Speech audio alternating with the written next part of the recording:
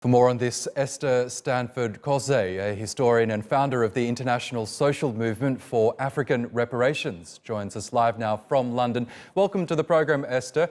Obviously, 400 years is a significant anniversary of this terrible tragedy. Tell us, why is this anniversary so important for us today? Well, I guess this anniversary gives us an opportunity to examine history and the history of African enslavement in the so-called Americas, and more importantly, the legacy of that history. However, historical dates and anniversaries that we choose are also very political, in the sense that this date of 1619, as much as it gives us an opportunity to re-examine the impact of history on our present, it also obscures the wider history of the African presence in the so-called Americas, and the fact that this wasn't actually the first time that Africans were enslaved or supposedly brought to the Americas via slave ships. So this commemoration actually obscures the deeper and longer history of African enslavement in the Americas by the Spanish in particular.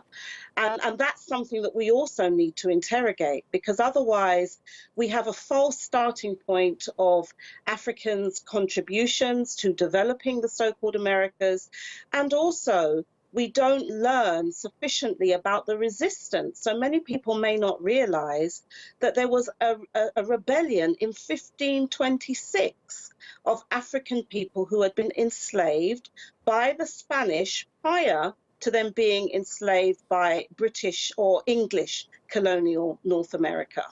Now, there's been a lot of talk about reparations over the issue of slavery, something that your organisation is calling for as well. What exactly are you looking to happen here?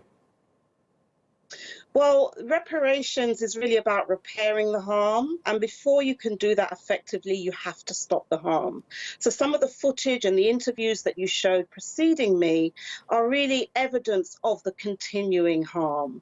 And there are different strategies that different sections of the international social movement for African reparations, which I didn't found. That movement was there when I was born, and I dare say it will be there after I leave this earth.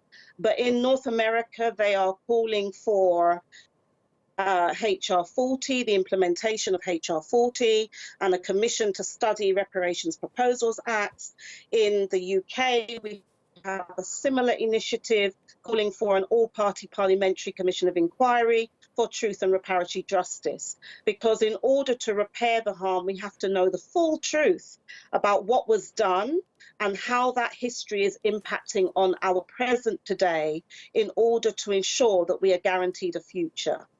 Okay, Esther Stanford Xosei, we'll have to leave it there, but thank you for sharing your thoughts with us.